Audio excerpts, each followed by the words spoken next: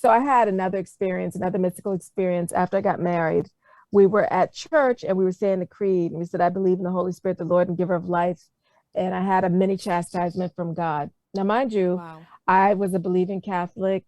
I went to, was in the pews. I was a quote good Catholic, right? Sure. And the Lord let me know I wasn't.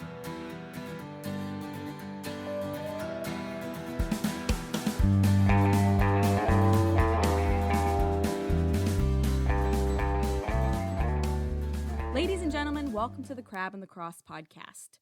I'm your host, Mary Rose, and is episode 3 too soon to get into something controversial? I don't actually think that this episode is controversial, but it seems like whenever you talk about racism, people flock to the furthest ends of their political affiliations. I think that there's a fear amongst people who consider themselves to be faithful Catholics, loyal to the church, Orthodox, that if they speak out against racism, they will be accused of being liberals or being on the left or being Democrats because racism is a huge talking point on that side of the aisle. But I don't think that's a good excuse to either push back against the conversation or just to avoid it altogether. We should recognize that there is something good in the secular world's recognition of the evils of racism. And I think that the church has something to contribute to that conversation because at the end of the day, there's not really a strong basis for human equality unless you appeal to something spiritual. On a physical level, people are not equal. Some people are stronger and taller and smarter and wealthier and better looking. Our basis for equality is rooted in the fact that we are made by God and we are made in God's image and likeness. I also think it's not a sin to acknowledge that there has been a history of racism in the American Catholic Church. It was something that was shocking to me when I discovered it, but it's not anti-Catholic to speak about it, just as it's not anti-Catholic to talk about the sex abuse crisis. If there's evil in the church, we want to root it out. I loved this conversation with Gloria Purvis. She was absolutely fascinating, and we didn't even get into these hot topics until towards the end of the conversation because we just got off on her conversion to Catholicism and her spiritual life, and she was sharing mystical experiences that she has had. And when you listen to her speak, there will be no doubt in your mind that she is a loyal daughter of the church, that she is Catholic to the bone. And that, I think, gives a lot of credibility to the things that she says. So I think you'll really enjoy this conversation. This is definitely one that you want to listen to start to finish. She absolutely blew me away, and I'm so grateful that she took the time to speak with me. As always, make sure you are subscribing, liking, commenting, sharing, and doing all those great algorithm boosting activities. And now, my conversation with Gloria Purvis.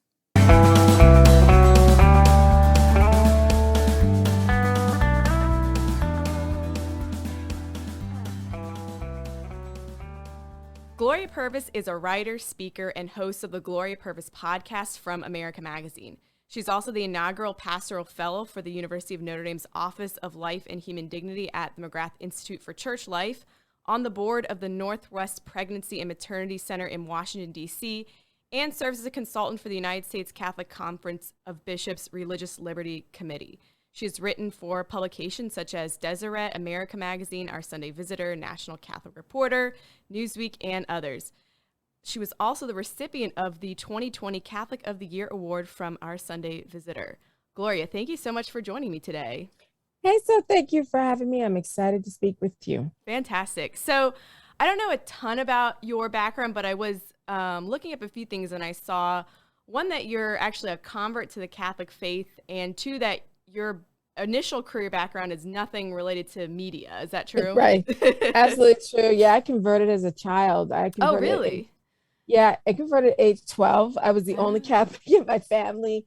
It really changed our entire family life. And my background was in financial risk management, counterparty risk, credit risk, derivative risk management, all that kind of stuff. Okay. Yeah.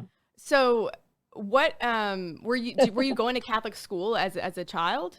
Yeah. My parents sent me and all my sisters to Catholic school from first to 12th grade Okay. because, I'm from the South Oh, and okay. they were like, who we want our kids to have a good education. And we're like, yeah, Catholics can do it. They give good educations.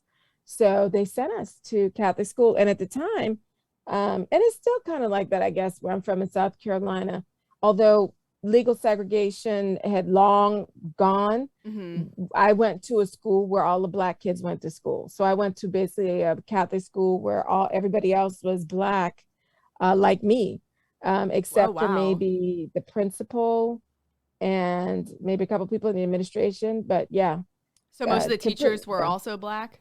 Yeah, from first to eighth grade, my experience of Catholicism was a Black one, meaning my first encounter with a religious sister was a Black religious sister. She was in a habit. My first Wow. encounter with a priest was a Black priest. And so that was normative to me for Catholicism. um, I just think it's such an interesting experience that that's Yeah. what Where my experience of Catholicism was. Yeah. yeah, where in South Carolina was that?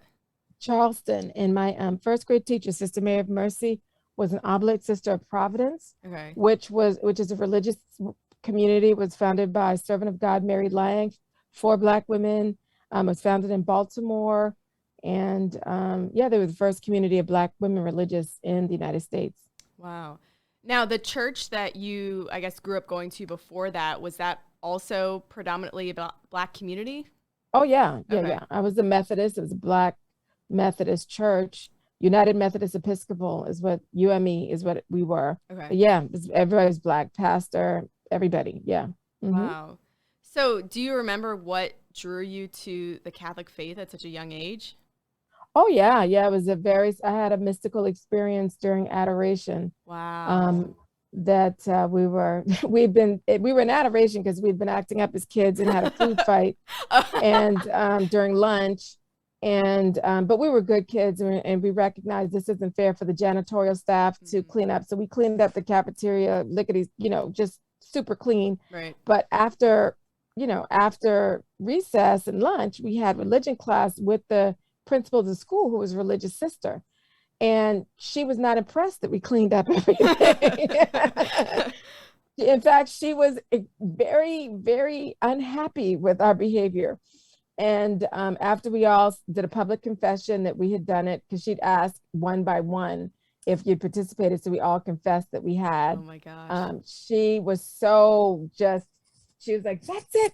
We're going over to this church to pray."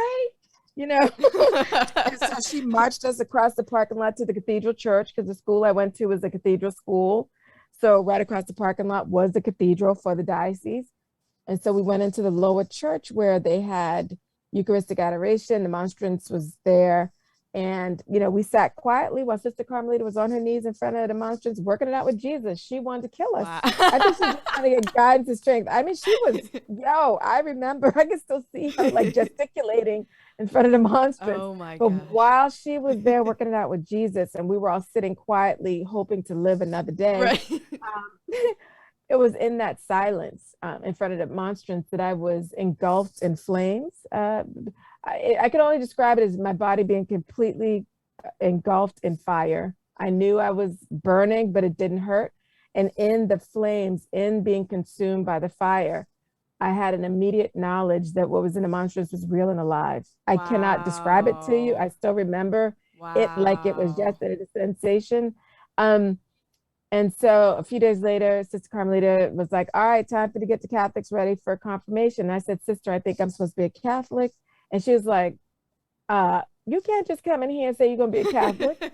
You have to go home and ask your parents permission for you to become a Catholic." Yeah. And I did just the opposite. I went home and I informed my parents that I was becoming a Catholic. I love that. Yeah, it was, and they're not Catholic. So I remember my dad going, "What is she talking about?" My mom was like, "Oh, you're going to be a Catholic? Okay. You're going to go to Mass every Sunday, every holy day of obligation. You're not going to eat meat on Fridays, and you're going to Hmm. pray your rosary. Hmm. Do you understand that?" And I was like, "Yep." And she was like, "Okay." And that's how it was. So I became a Catholic and Wow. I went to Mass by myself. I did, yeah, absolutely. Yep. That's amazing. Wow. Are you Yeah. still the only Catholic in your family? God is so good. All of my sisters converted to Wow. Catholicism. All of their husbands are Catholic or either converted once they got married, and Wow. all the grandchildren are Catholic. That's So beautiful.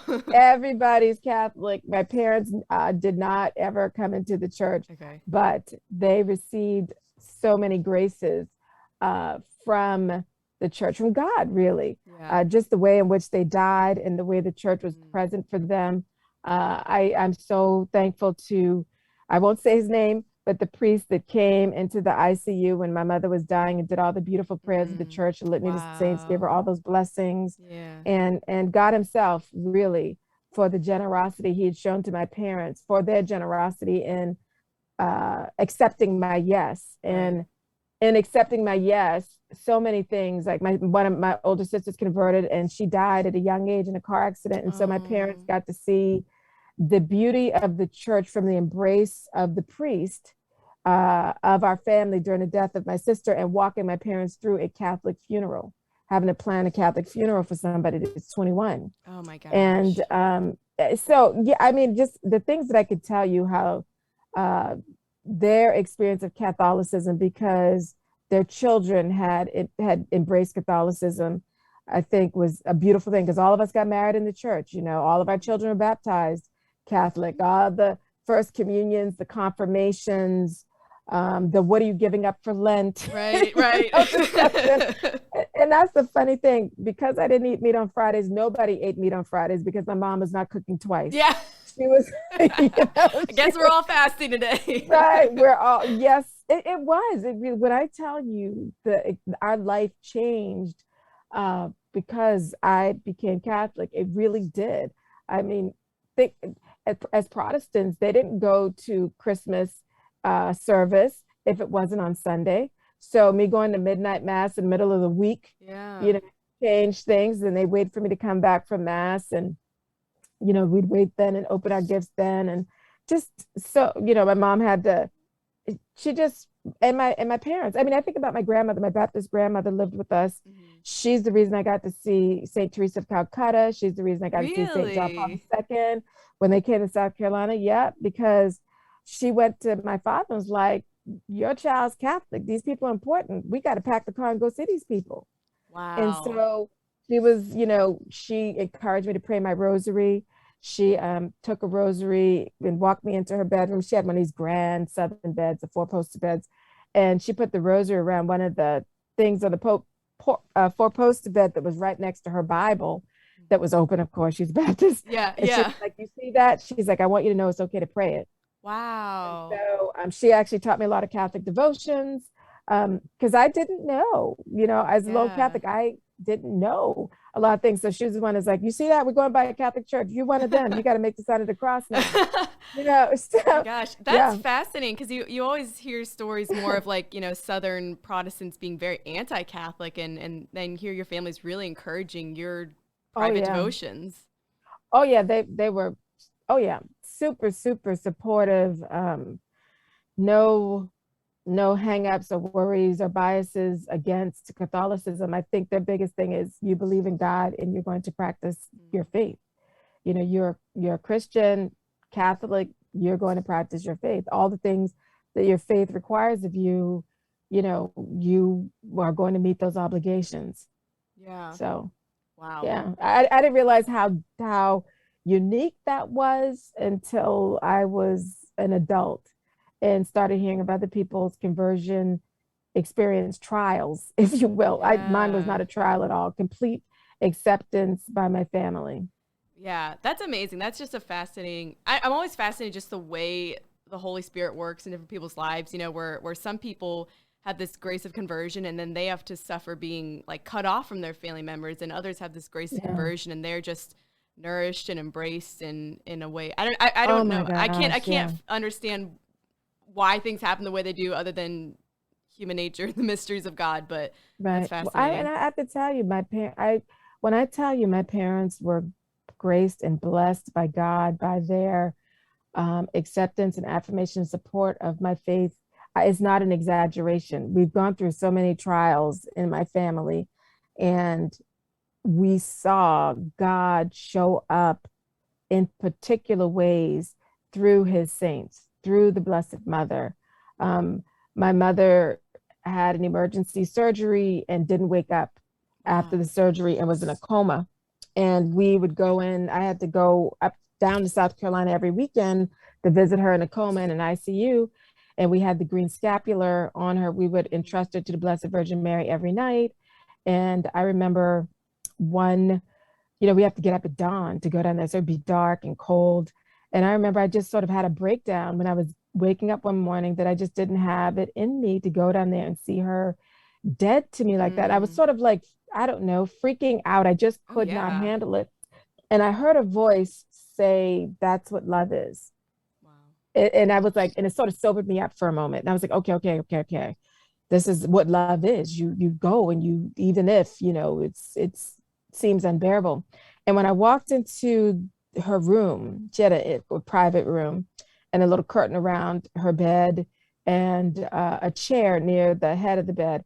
When I walked in the room that early morning, um, next to her at the very head of the bed, I saw for like a millionth of a second Christ sitting there with a crown of thorns.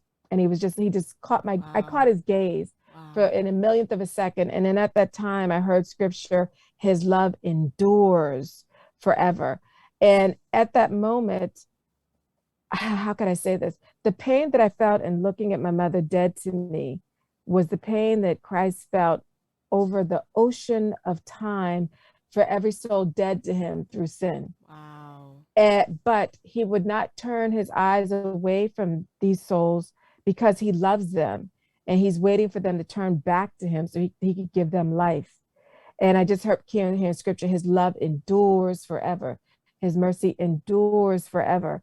And I still meditate on that. And it just Yeah. Oh my gosh. to say, and the endurance of God's love for us, it also strengthened me in that moment that I could endure this suffering of sitting and watching and not knowing. Of Right. course, God knows, but not knowing whether she's going to wake up or not. But that's what love is. And if I'm to love like Christ loves, I cannot turn my eye away from her or myself away from her because it was painful. And also to know that God himself has not turned himself away from us, Yeah. despite our rejecting him through sin and turning away. It's hard to describe, but Yeah. No, well when I I remember yeah. those moments. I remember Yeah. those moments. I just, yeah. Well, yeah, it's actually interesting because I mean, that verse, "His love endures forever." I've heard that 1,000 times, and in my mind, I always just translate "endure" as like His love lasts forever, His love goes on forever, which is a Mm. true translation. But like, really, when we use the word endurance, we're talking about usually in the midst of suffering that you have to Yeah. endure something difficult, and so to say His love endures forever in that context, it's like his love, it's kind of like an endurance runner, like his love is Yeah. going through the Yes. trial forever. It's experiencing Yes. trials constantly and persevering. Yes. From some disobedient children who he loves dearly, and we consistently reject him and turn away from him. And because he loves us, he does not turn away from us despite the pain, if you will. I guess if we would describe it that way, the pain and suffering that loving us entails, Yeah. you know. No, really though. Yeah. That's such a beautiful way to look at it, but it's Mhm. really true. Yeah. Mhm. Oh my gosh. Mhm. Wow. Oh man. I could talk to you about that forever, but I do have a couple of things I want to get to. Sure, sure. So real quick, how did you get your start in Catholic media then? So you were a Catholic, I'm assuming, for a Oh, long time. Because I know you had I, a radio show. yeah, it was accidental. I never planned it. I didn't want it. I actually rejected um, EWTN when I just wasn't interested when they first came to me. I was, had a successful career in corporate America. I was active in my parish. I had already, so I had another mystical experience after I got married. We were at church and we were saying the creed, and we said, "I believe in the Holy Spirit, the Lord and giver of life." And I had a mini chastisement from God. Now, mind you, Wow. I was a believing Catholic. I went to, was in the pews. I was a quote good Catholic, right? Sure. And the Lord let me know I wasn't. Wow. Um, So when I said that part of the creed, I believe in the Holy Spirit, the Lord and giver of life, I heard a voice say, are you lying? Are you blaspheming? How can you believe in the Holy Spirit, the Lord and giver of life, when you're doing nothing to defend his gift of life on earth? How could you ask for the gift of life? When you face, I can't remember if the voice said me, but I got the impression like, you're going to ask this and you think you're worthy, you think you're going to, and it was all like, again, in a hair of a second. So brief, and it was so intense. I fell to my knees during mass. My husband's like, what are you doing? I was like, I'll tell you later. Oh my But gosh. at that moment, though, I wouldn't suggest it. You don't want a mini chastisement. You don't want it. You do not want it. I've prayed for it before, and I don't think I've gotten it yet. You don't want it. You don't want it. And it makes me shudder when I think of judgment, honestly. Wow. But in that small moment of the Lord letting me see just a glimpse, a little glimpse of myself. I don't think I could have handled the whole ugliness of my soul, but just a glimpse. It set me on a desire. Well, why does the church teach? What does the church teach exactly on these things? And more importantly, why? And so it set me on, like, I was just voracious for the things of the Lord, in a way that I hadn't been before. And I recognized that to say I believe these things has consequence, that we're not alone at the Holy Mass. We're saying these things in front of God himself and the entire celestial court. And if these things are true, and then our lives should demonstrate how we believe these things. How is what I'm saying during Mass demonstrated in my daily life? And so it set me on this course of just wanting to know everything the Lord had to say about the human person, the dignity of the human person, about sex, marriage, family, all that stuff. And then in the way that the Lord is so generous, he put opportunities in front of me to share his beauty. But it was in work, it was at the dry cleaners, the hairdresser, wherever. So it's funny, people are like, oh, you got to go out and be a missionary, or you got to go out and evangelize. I'm like, you don't have to go out. Pay attention to who God is putting in front of you. Yeah. Pay attention to those situations, and are you willing to speak? And, a lot of times people are afraid to say anything on their job, but I had so many people say ignorant things about Catholicism. Right. And I was like, well, they brought it up. So here's my opportunity to, politely, lovingly say, actually, this is what we believe. I mean, girl, I have been through it. I had one lady was talking about, she was getting married in a Catholic church. They were having their wedding mass in a couple of weeks, but she and her husband were trying to decide on which kind of contraception to use. Oh my goodness. And so I said, wait a minute, didn't you say you're getting married in a Catholic church? She was like, yeah. I said, well, why use anything? I was like, oh my gosh, the boldness of that. Yes. Well, but it was a work too. And I was like, your job. My job. But she was like, what do you mean? I was like, well, when you say your vows, you're not saying I take all of you except for your fertility. Right. I was like, so are you taking all of him? Is he taking all of you? I was like, so why use anything? I mean, you're getting married. Come on. Wow. And she's like, I can't believe we're talking about this. I was like, honey, you brought it up. And oh my gosh. And then I just kind of laughed and then left the lunchroom or whatever, the big cafeteria. But I also, to tell you the truth, have a lot of discussions with God. I pray a lot. Like, I talk to him all the time, and I was like, Lord, you know what? I'm going to lose my job, but you got to pay this mortgage. Yes. Yes. So, I was very much always, because, it does take, you have a pang of fear for, you Absolutely. fear saying something, but you have to also decide how you're going to say something, or how are you can't. To me, I take the position that people just don't know. So I'm not taking a position of hostility. Right. I'm not taking the position that I need to dominate them or that I need to win the conversation. I'm trying to win them over to Christ. I'm not trying to win over them, and just, be open in that regard. And also I asked the Lord to put a guard at my lips.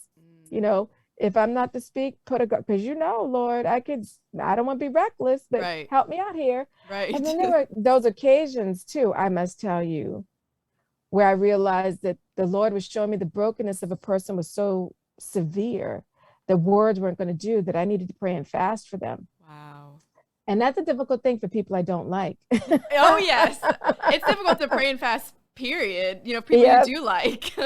And for those you don't like, it's even, and but then that's the funny thing of it is, when I'd be like, it's kind of like, he's like, oh, and you think you all that, kind of thing.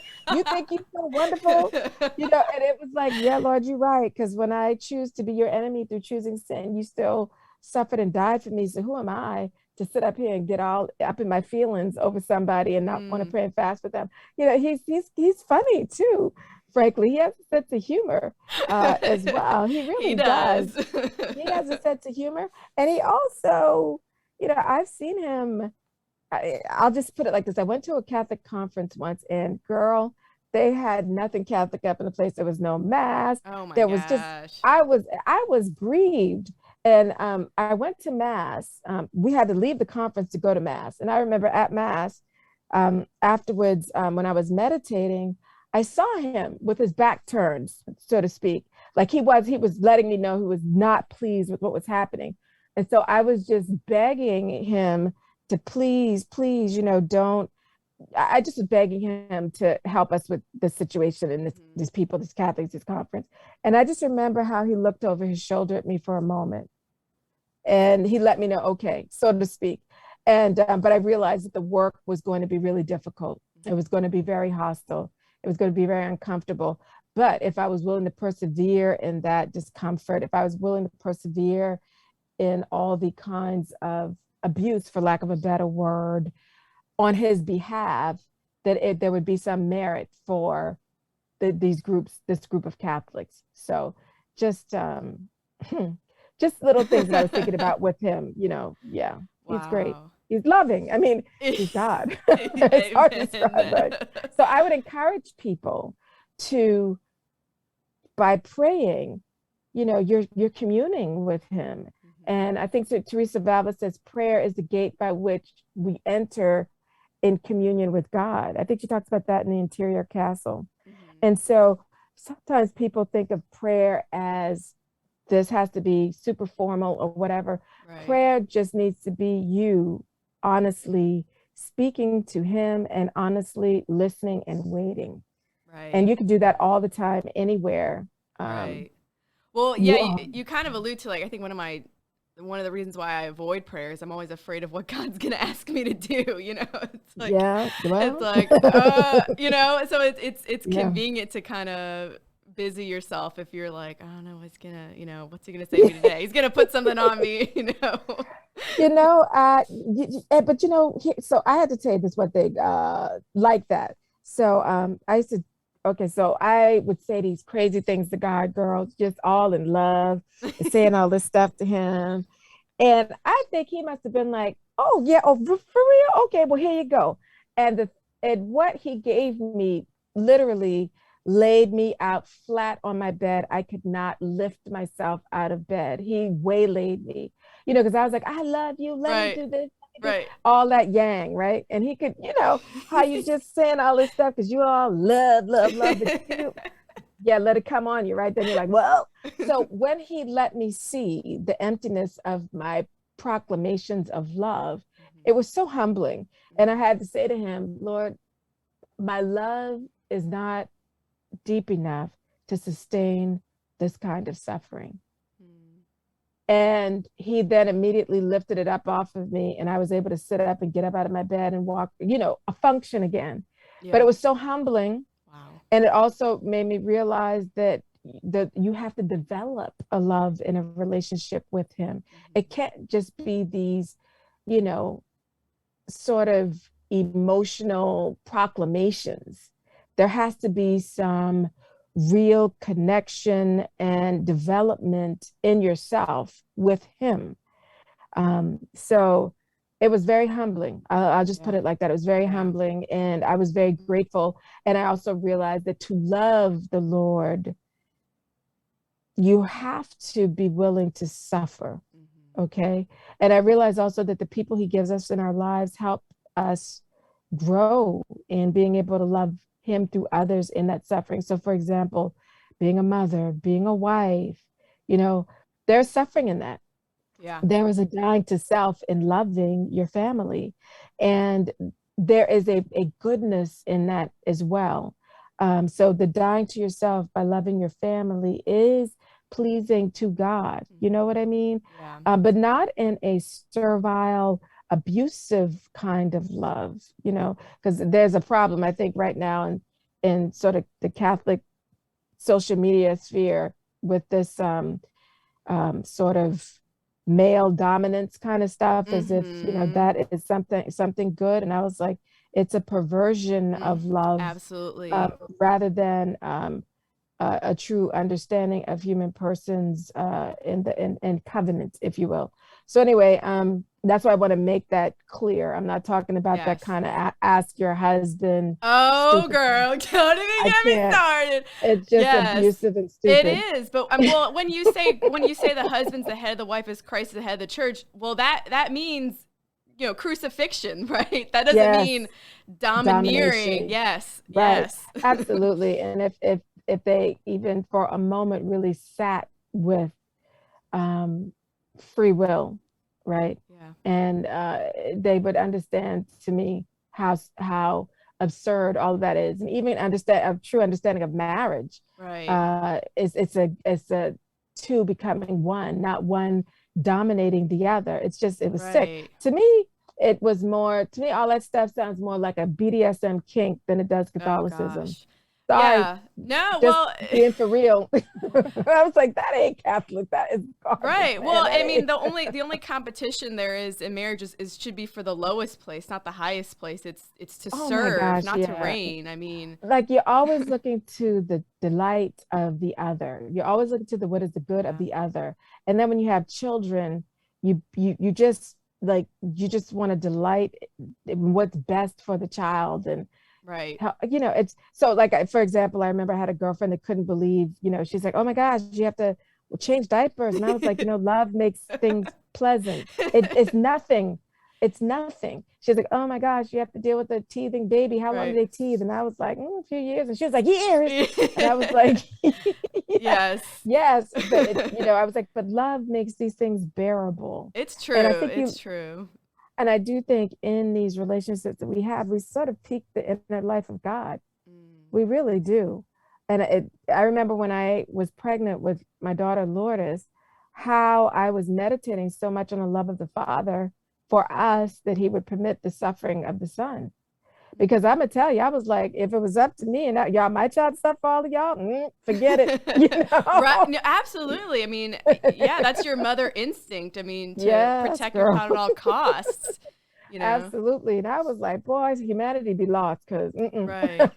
Right. But then at the same time, like it does take a greater love to expose your child to vulnerability, because you know that if you shelter your child, they're going to Yeah. be stunted in their growth, you know? Absolutely, absolutely. And it's about, making sure that they're exposed to things that are age appropriate and things that you think they can handle and you prepare them for. But still, it's not like the suffering of the cross. Who's going to willingly allow the child to be scourged, be crucified, Yes. for some, Yes. that's the love of God, I tell you, God's love. But yeah. Wow. Beautiful. Um, so you talked a little bit about, just your Oh, how did I get into Catholicism? I forgot well, how to get Catholic media. media. Yeah, Yes. yeah, yeah. Well, Oh, yeah. I yeah, I didn't don't say even know. how I Did you got answer into that that. I'm question? sorry. I didn't. I didn't. So I was doing all this at work, at church, going Mhm. around, and then the HHS mandate dropped. And I Mhm. was invited to the Catholic. And by this point, I had left corporate America, again through God's circumstances and beauty. I left corporate America, went to Lourdes, France. Oh, I Was, just by the got way, back from all there. so all this time, by the way, we're doing pro-life stuff, this, many other, and then I was told by God that I could never have children. I was infertile, blah, blah, blah. Went to Wow. Lourdes, bathed in the water. My husband bathed in the water, took my non-Catholic parents to Lourdes. They bathed in the water. Girl, let me tell you, it was grace all around. God was just Wow. amazing. Long story short, she who was said that could not conceive did conceive. And I had a child, Lord is grace. Oh, beautiful. And Oh, so at this point, I had left corporate America, done all that, and I had a baby, had Lourdes, she's a little thing. HHS mandate came out. A friend of mine was like, hey, they're having an all women panel down at Catholic Information Center. I think you should go down there and speak about the HHS mandate. And I was like, okay, sure. day came, my husband came home from work. I was like, I don't want to go. I'm tired. He was like, you don't know what God has planned. You don't know what God has planned. Let's do it. So he takes me down there, and I didn't know they were going to videotape it. And like my portion of the panel went viral. And like people from all over just started calling me and asking me to come and do this and that and the other. Wow. And I had already at this point been on EWTN before some years ago through Life on the Rock. They pulled the episode because the priest who recorded the episode left in scandal. So it never got aired after those few times. I don't remember what his name was, but I'd already done TV and media, just on a fluke sort of thing, people called it mass. But at this point, that Catholic Information Center video went viral. Lots of media was calling from all over, lots of organizations. And then I was down at another protest in front of the White House about the HHS mandate. I spoke about that. I was one of the speakers there, and somebody from EWTN was like, hey, why don't you come be a consultant with us, a news consultant? We'd love to have you. And I was like, yeah, nah, thanks. And then I got a call about doing a morning radio show. And I was like, I don't want to get up early in the morning. And my husband was like, come on, don't be lazy. I'll help you. I'll watch the baby, blah, blah, blah. So it's really my husband's support and encouragement is how I said yes to EWTN's radio show. And before that, I had done a television program for EWTN, a limited television series called Authentically Free at Last. And I only did that because Deacon Harold had been bugging me for like 8 years to do a television series with EWTN. And I prayed on it. At the end of this novena, God gave me inspiration for what he wanted said. I wrote down there and, didn't think anything of it. And then the answer came back, yes, on the Feast of St. Teresa of Avila. And I'm a third order Carmelite. So I took that as I didn't know that. That's yeah, girl. God has called me to things in not the traditional ways. Let's just say that I'm so tired of telling these people everybody think I'm crazy, but it was through a mystical experience that I realized he wanted me to come to Carmel. Wow. So I went to Carmel, and it's the medicine my weak soul needs, my brokenness needs. And that's the other thing. I need your listeners to understand I'm not a special person. I'm broken. I'm very broken. I'm weak. And God, in his generosity and kindness, has done these things because I need a strong medicine. It's not because I'm particularly fantastic. It's a knock upside the head, girl, you need to wake up kind of thing. He does cater his treatment to the patient. Right. I mean, right. And also I think I share these things because I think also when these things happen, it's for the good of the entire community, not just for me. So sometimes people need to hear that God works in these ways. I don't know why, but people sometimes just need to hear it and know it and reflect on whatever truth they're supposed to glean from these encounters. Right. So yeah, anyhow, so that's how I kind of ended up with EWTN, totally not, and doing any media at all. It was not at all planned. I had already at that point been doing years and years, maybe decade even or more of evangelization, outreach work, actually direct contact work with the poor and vulnerable, people, HIV and AIDS positive, homeless, people in crisis pregnancies, people with drug addiction, you name it. I'd already been heavily involved in all of this direct work ministry, and then had, through God's providence, opportunities to speak across the diocese in different locations about the church's teaching, as I had done already in my personal life, on my job in corporate America. And if people don't understand that diversity inclusion includes believers, then I think you're missing what diversity inclusion is. And so when they say they want you to be your full self at work, I prayed in front before I ate lunch, signed it across, all that.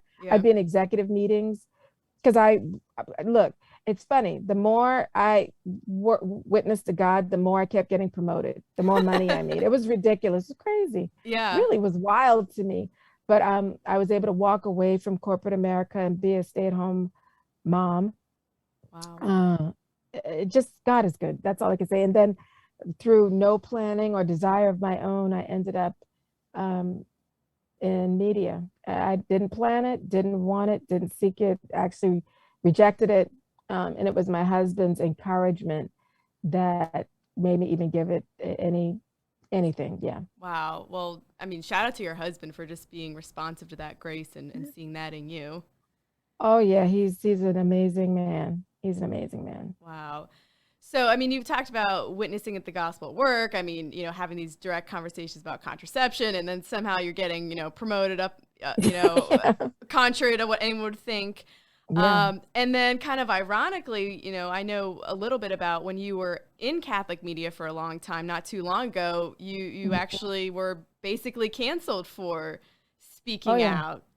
Oh yeah, yeah. Can you Yeah, talk a yeah. little bit Yeah, about yeah. Oh that, yeah. what So happened? so yeah. So I had been known for my fervent pro-life advocacy and witness. Um, and I think it was revealing to me how um, people don't understand legitimately all that I do and have said in that area was based on truth, our faith, Mm-hmm. and a human dignity, human person. And when I had that experience, that chastisement at Mass, in my seeking what the church taught, Genesis 1:26 kept coming up. Let us make man in our image and likeness. And it's been something that I've meditated on because there's such a deep truth Yes. in that, and what that means, being made in the image and likeness of God, that every person made in the image and likeness me, we have and in its just immeasurable dignity. And from that dignity, we are due to be treated with respect. And that is the foundation of, you know, the dignity of the human person from conception to natural death, the protection of the human person from the womb to the tomb, has consequences, implications for how we live our life, right? Yes. How we see the world, right? Yes. And so people were shocked that I had something to say in the area of racial justice. People were shocked that I had something to say regarding the murders of George Floyd, Breonna Taylor, Ahmaud Arbery. People were shocked that I said police brutality is a grave evil. Right. It is abuse of the legal power that we have given to the police to keep society safe. Yes. Policing should not involve the torture of Black people. Policing should not involve extrajudicial killing. Right. Policing should not involve what we saw on camera happen to George Floyd. And I came to see that people had an anemic understanding of the church's teaching. And I started to see how much more people were formed by their political party allegiance rather than by the lens of the gospel. Yes. And when I was at EWTN, I would get a lot of racist hate mail. Really? I was saying on there, oh yeah, Oh, yeah. wow. People self-identified themselves, they were these good Catholics, and you know, just really things that they were saying, they were spewing the mouth of the words coming from the mouth of the enemy. And it was the same demon that animates people to demean life in the womb. The same demon was speaking through them, demeaning persons outside the womb on account of their race. And it made me realize that these very people in my audience need to be hearing the church's teaching just like anybody else needs to hear. Like they would get, oh, why we should talk about, the sanctity of life, right? Why that's important to speak about it, but not realizing they themselves need a conversion on the issue. The sanctity of life includes outside the womb. The dignity of the human person includes people like George Floyd. Even if, these people had some criminal background or some scuffles with the law in the past or whatever, it doesn't undo who they are. It doesn't undo their dignity. It doesn't undo the respect that which they should be treated. And it bothered people. I mean, a lot of people. And it was, a quite, uncomfortable for too many folks. And I was like, yeah, it's too bad that the listeners didn't realize the gospel's uncomfortable. I don't know if you noticed. Well, I was like, it's too bad that they aren't recognizing that same kind of spunkiness you love about me with, issues with life in the womb, that same spunkiness carries through for everything, with the human person. Right. Well, what I think is, if just for jump in for a minute, if I think, like, I think the church has always been very consistent in her pro-life message in terms of like anti-abortion, but Yeah. I don't think the church has been consistent in I don't know if you want to call it an anti-racist message or a racial Yeah, justice no, message. anti-racist is fine. And that word actually was in, I forget which document out of some pontifical commission that used the word anti-racist. And it was like from years and years ago. But Really? yeah, you're right. Yeah, the church itself in the United States has a terrible history vis-a-vis, uh, uh, the dignity of the human person. I mean, the fact that we had religious communities, we had universities owning slaves, you had Yeah. Georgetown that wouldn't allow Black people to attend the Yeah. university. You had religious communities that wouldn't admit Black women, hence the founding of the Oblate Sisters of Providence in Baltimore, and then the Sisters of the Holy Family in New Orleans, expressly for Black women.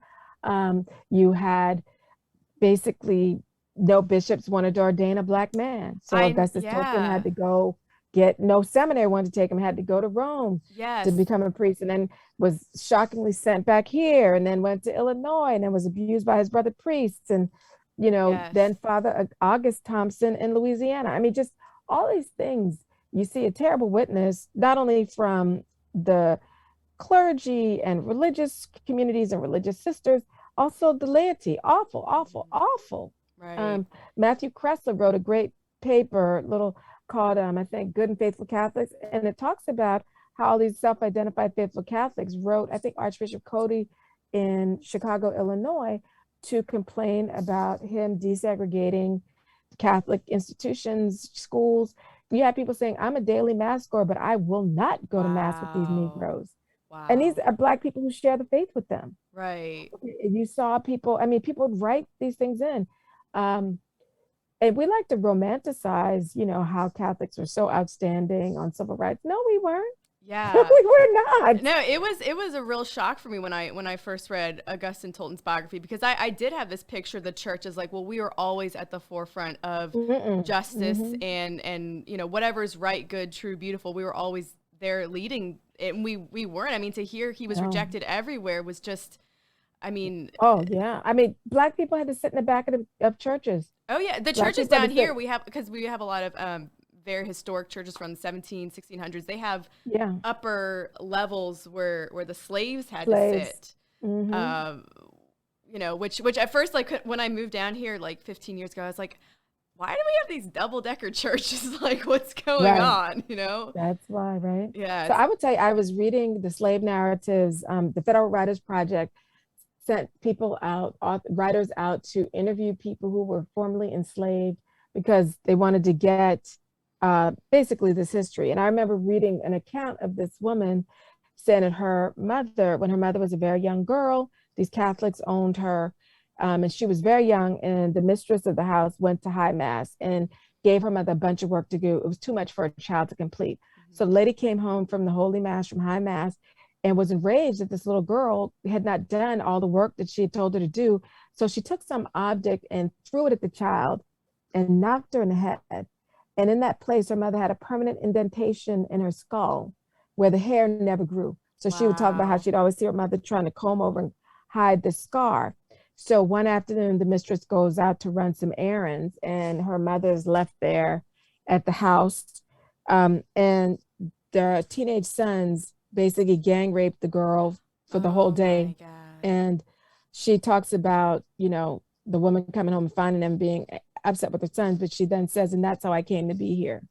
The woman that's given the narrative, and she was the product of that rape. wow, And she says, my mother never had anything. She didn't have no time for Catholics anymore. And it was just an interesting sort of view into one enslaved girl's experience being owned in a Catholic household. In yeah, fact, how this woman could go to high mass and do such a cruel act of violence against a child wow, right after going to mass and presumably receiving our Lord in communion, right, And so, yeah, it's sometimes I think we need to go through, we do examination of conscience. We need to go through historical examination of conscience of our country, of our church, yeah, and really come to grips with the grave evil that we not only embraced, but helped sow and enable, and recognize that the doors of the church were not a shield against the sin of racism. Yeah. It was practiced within our own church, within our parishes. And you doubt me? Look at the responses within Catholic churches regarding the murder of George Floyd and the Black Lives Matter movement, not the organization, small organization, but the movement. To me, the intentional conflation of the greater movement with a small organization in order to disregard the movement and what the movement was asking for, to me, is a function of the evil of racism. Yeah. Well, it's a convenient way to dismiss it, I think, you know. Oh, absolutely. Just as, I mean, there's some radical people in pro-life movements, and it's easy for someone, you know, let's say on the political left, to dismiss pro-lifers and say, well, they're, harassing women or whatnot, you know, when it is, we're happy to say, well, that's a small number, but I think it's different.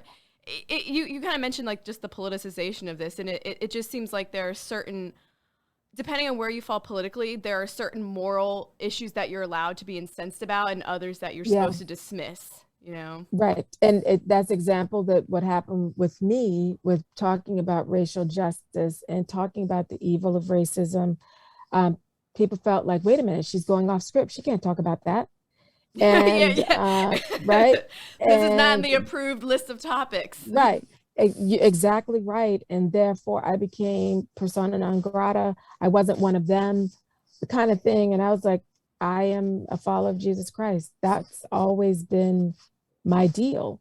And, you know, so if you were looking at for me to affirm your political tribe on everything and not speak out against the things that your political tribe is doing wrong or is, falling behind on, then you don't understand it. It's not about, to me, it's not about following a political tribe.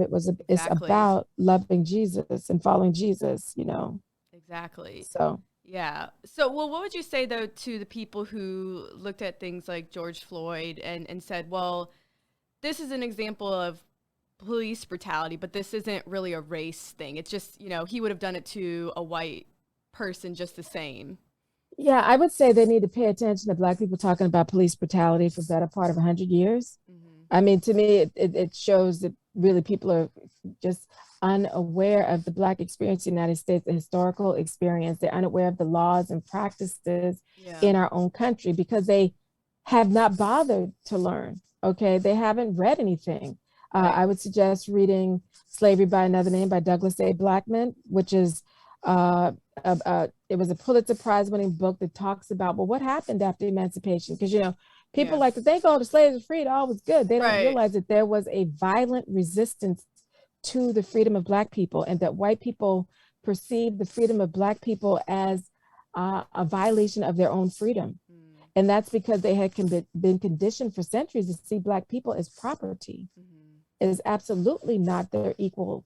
You read the accounts of in Greene County, Alabama, after slavery, these Black folks had sued to get paid for the previous year's work on crops and filed lawsuits, used the system, did the right thing.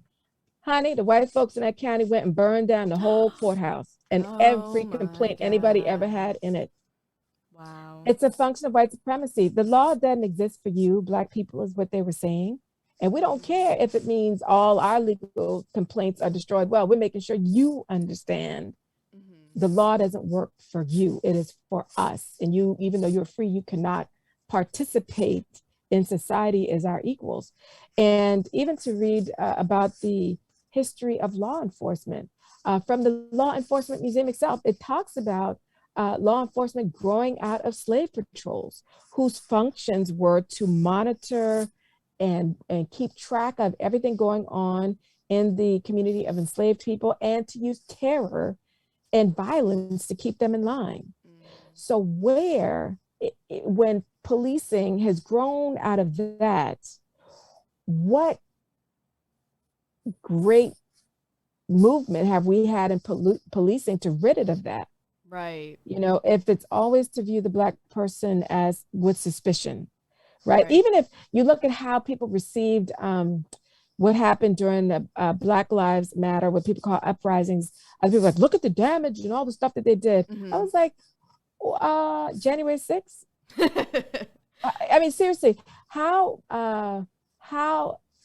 Black people respond to things is viewed so differently than how white people well, even I mean, look at the Boston Tea Party. I mean, that's like one of the great events in American history, and right, and that was destruction of property, all the very things that people were angry about with and we love that. We're like, stuff, yeah, we threw their stupid tea into the like... Well, and what we don't also acknowledge though is they did it dressed as Native Americans. They didn't even show up as themselves. They dressed up as Native Americans and destroyed property, and I was like, how cowardly. Wow. And also another function of using a powerless community, a community can be easily scapegoated as a front for the violence that they want to do. Wow. I don't think but you're right. Yeah. Realized that. Or maybe I don't know if I knew that or forgot that, but wow.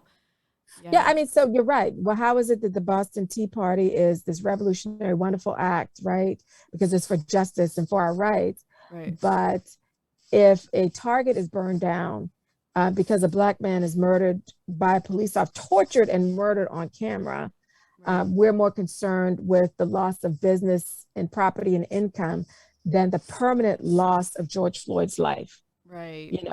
And people they would love to quote Martin Luther King, right? And I said, well, what about King said, riot is the language of the unheard. And while he's not condoning quote unquote riots, he's saying what we have to do and talk about is address what is underneath that, what caused this, what led to that.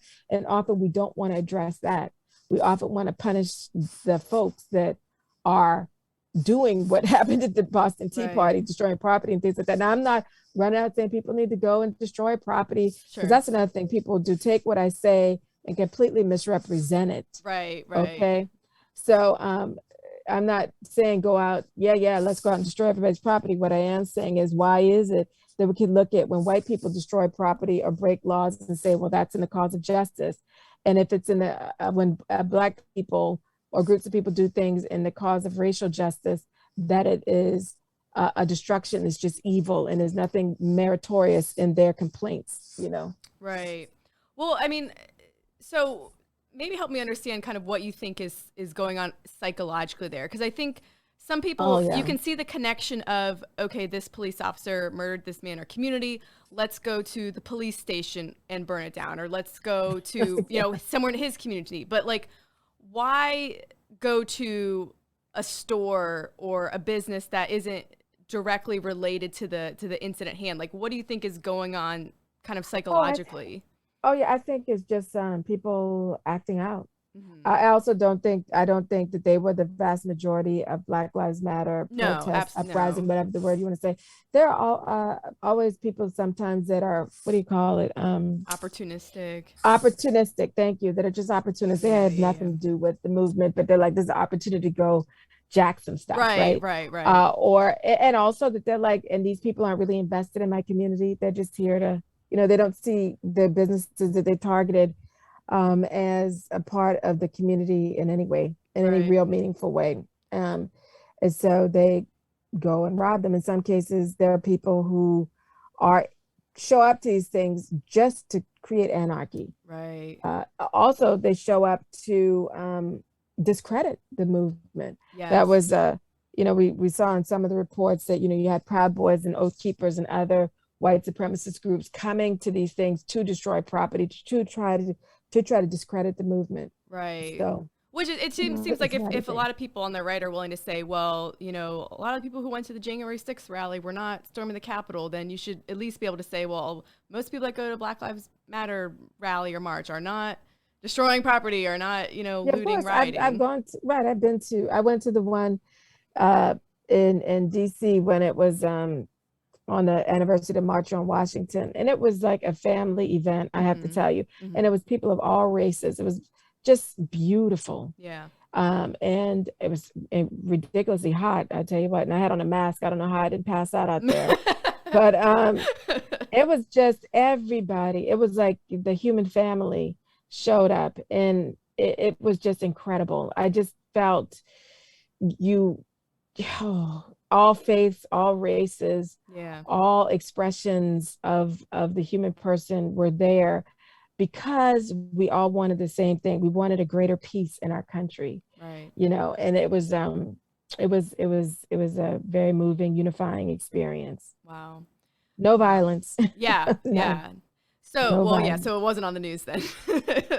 Right, exactly. And it's just, if you don't want to engage on issues of justice, you will find an excuse not to. For sure.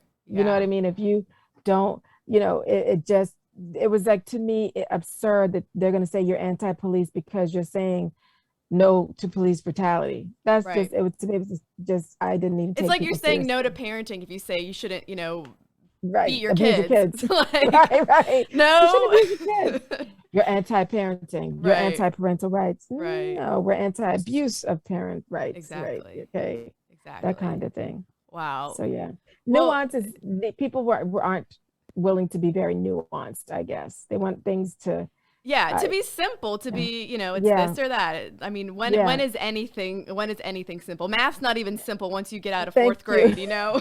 Right, exactly. For sure. For sure. Yeah. Exactly. Wow. And I think the most hurtful thing to me has been this sort of idea that somehow I'm not a faithful Catholic. Yeah. And I was like, what do you, and then I was like, you know what? Let them talk about me. So Yeah. what? Well, If Jesus this is he wasn't a faithful Jew. He wasn't a right, faithful believer in God. right. And then that's when I was like, okay, Lord, is this part of that cross too? Okay, Yeah. let me take it. Let me carry this one too. Right. And having to be okay with being canceled, if you will, and not knowing what God had for you next, and being like, okay, Lord, it's all yours. And that's the other thing, the abandonment and trust to God. I Yes. will do and speak as long as He wants me to, because He will make those opportunities happen. Yeah. And when it's time for me not to, He will direct me some other way, and I'm fine with that. Right. Um, and I think that's the other thing that I always thought was peculiar. Um, the idea of Catholic celebrity is repulsive to me. Yeah. Um, I think it's dangerous, and I think it It becomes is. more about the person rather than about Jesus. Yes. And when it's that, you're not serving Him, you're serving something else. Right. You're And serving so yourself. you're serving, or the enemy too, Oh, yeah, that's true, or the enemy, right? And so, you know, so I didn't receive a lot of things as the end of the world type of thing. Hmm. I just like, okay, Lord, whatever, what you want next, whatever you want next for me, Yeah. whether it's continuing in some way to speak publicly or not, I'm down with you. I rock Yeah. with you. You know what I mean? So yeah, so you have to have a sense of detachment from the things of the world, and be attached to the right things. Yes. And so, if you believe what we say in the creed, all things invisible and invisible, it includes money, house, Mm, media, all of that is under His domain. yes. And so, things that you could never imagine, He will make happen. So true. So true. Mhm. Wow. Mhm. Well, just to wrap up here, if you had the ear of uh, pastors and people who really say I'm a faithful Catholic, I'm a faithful churchgoer, um, how would you tell them they should be addressing issues of racism, racial injustice, specifically in the church? Yeah, yeah, What are the yeah. right words and actions? Yeah, I think we have to have people understand that racism is an evil, it's a sin. Yeah. Too often people look at it as a political thing, Right. as merely political power. But racism is a grave offense against God. It's an offense against God's plan for the human family and human flourishing. It is a rebellion against His word. He said, let us make man in our image. Racism says, no, only some people are made in His image and likeness. Only some people are worthy of dignity and respect. Only some people have royal status. And it has been, if you look at the laws and practices in this country, whiteness was given a royal status. Okay. It just was. And right now, after centuries of conditioning toward that, we now have to undo it. We have to undo the deep roots of the sin of racism in our country and how it has infected the church as well. And pastors themselves need to understand that. And if you are a shepherd of souls, it includes banishing that particular demon from the lives of your children. We are your spiritual children.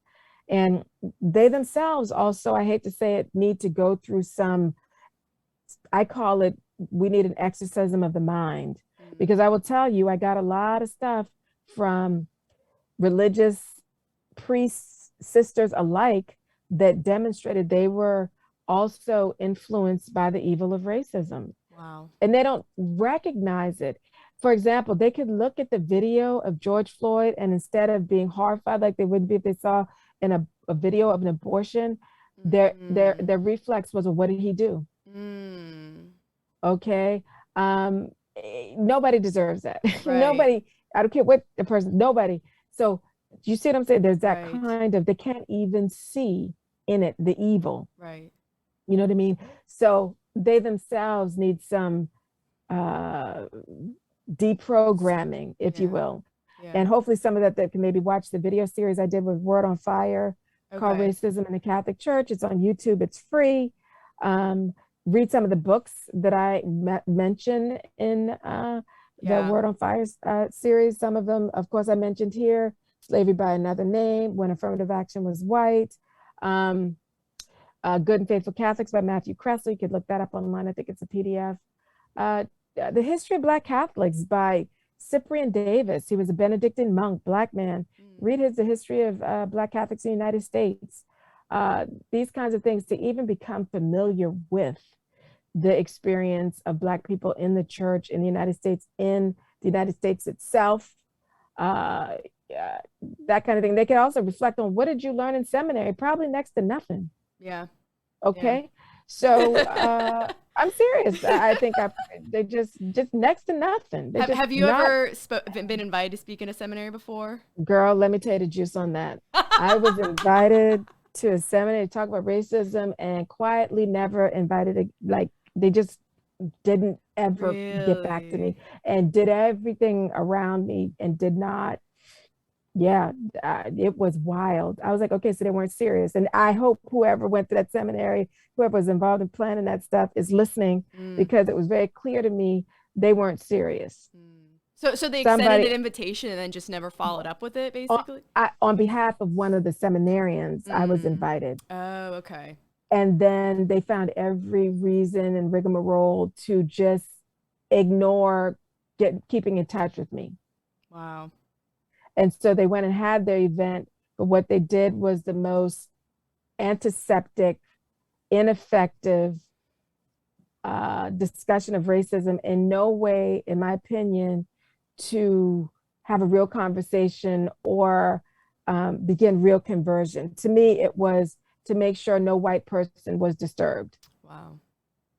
And I thought by doing that, they didn't serve Jesus, because you cannot encounter Christ and remain the same. Right. You cannot. Well, I mean, any examination of conscience, any penance service is supposed to make you uncomfortable. Yes. And so they were more afraid about the politics. Wow. They were more afraid of disturbing people who had certain political affiliations than they were with, in my opinion, based on the things that were discussed, how it was discussed. It was just, to me, a failure to actually try to encounter Christ and see his face in this. Yeah. And what does he call us to do? I mean, to me, as Catholics, this should be easy. We're used to doing examinations of conscience, right, and coming to grips with the evil of sin and repenting. Right. Repenting and asking for God's grace that we could do better. Well, and realize that that's our life's work. But the failure to do that, for all you pastors listening, in the face of racism, to me, why'd you become a priest? Read St. John Vianney. You think he was popular? His feast day today, yes. Yes, his feast day today. Love him. I mean, so how is it that you're letting your children being consumed by this demon? And you're not going to say anything because it might be uncomfortable. Now, I'm not saying you need to set the church on, your parish on fire. Sure. And I understand that sometimes what you need, when you see someone in a snare, you don't just yank them out. Sure. It takes some gentle surgical work there, right? Yeah. but you have to do and say something. Yeah, absolutely. And if you need to be praying and fasting for sure, because I know dealing with the chancery is not easy either. Fathers, God bless you all. I understand. Oh, You know, yes. The I know how it bureaucracy. is, right? So it's not an easy thing, but there's so many of us here, fathers, that are willing to help you, Yeah. that are willing to come to your parish, are willing to come to your diocese, that are willing to help with the work. Just reach out. Yeah. Oh man. Wow. Well, I mean, to anybody who would doubt that you're a faithful Catholic, I just say listen to the first half of this interview before we even touch the subject of race, and I think, it just speaks for itself. But thank you so much for joining me. I've been inspired, challenged, and just encouraged by this conversation. I can't wait to share it. I can't wait to have you back already, because I could talk to you for 4 hours. I'm fascinated by your life and by your witness. Wow. But just a warm recommendation for your podcast. Just look Gloria up. She's on. You want to plug your social medias and all that? Oh yeah. So you can find me on Twitter at Gloria_Purvis. That's PUR V as in Victor IS at Gloria_Purvis. I'm also on Facebook, Gloria Purvis. And I'm also on Instagram at I am Gloria Purvis. Yeah, follow me. Drop me a line. Let me know what you'd like to talk about. Say some prayers for me, please. That number one. Let that be. Yes. Amen. Number one. Please. And you can find me in various media outlets writing. So for America Magazine, done some things for Deseret. I usually share them on social media when I've written something. So, and I'll share this podcast when it comes out too. Great. That would be amazing. Wow. Thank you so much, Mary Rose. Thank you so much. Great talking to you. You as well. I really enjoyed this.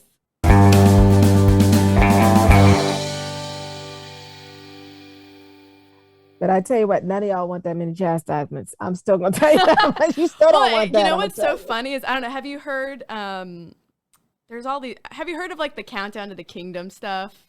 No, what is that? Okay, well, I don't know. There's all these